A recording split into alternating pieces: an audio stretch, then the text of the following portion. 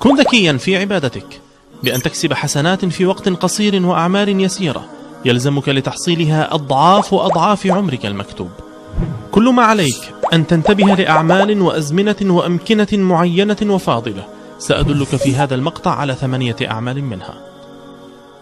أولا، الصلاة في الأماكن الفاضلة كالصلاة في الحرم المكي الذي تعدل الصلاة فيه 100,000 صلاة فيما سواه. فمثلا نحن نصلي في السنة 1800 فريضة، وفي 55 سنة نصلي 99,000 صلاة. صلاة واحدة في الحرم المكي التي تعدل 100,000 صلاة تغنيك عن صلاة 55 سنة فيما سواه. وإذا صليت السنن الرواتب 12 في يوم واحد في الحرم المكي فستحتاج إلى 277 سنة لتحصل ذات الأجر فيما سواه. قريب من ذلك صلاة في مسجد رسول الله صلى الله عليه وسلم التي تعدل 1000 صلاة فيما سواه إلا المسجد الحرام. كن ذكيا في عبادتك.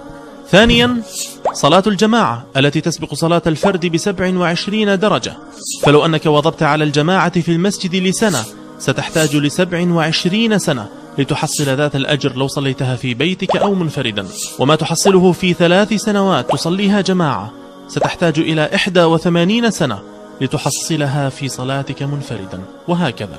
ثالثا، الحفاظ على آداب صلاة الجمعة التي لو أتيتها كان لك بكل خطوة أجر صيام وقيام سنة كاملة، فلو كانت المسافة بين بيتك إلى المسجد 100 خطوة فلك بإذن الله أجر صيام وقيام 100 سنة.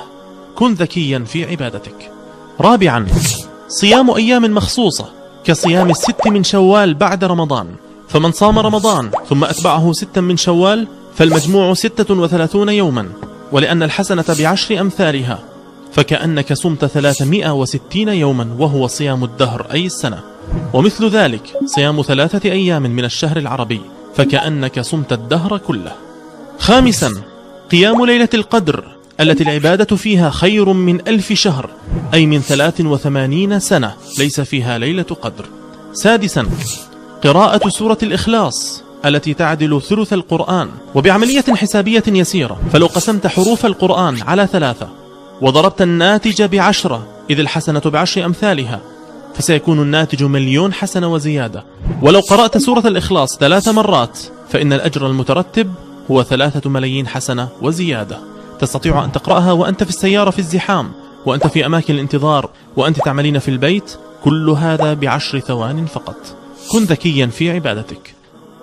سابعا، قضاء حوائج الناس سواء كانت الحاجة معنوية أو مادية.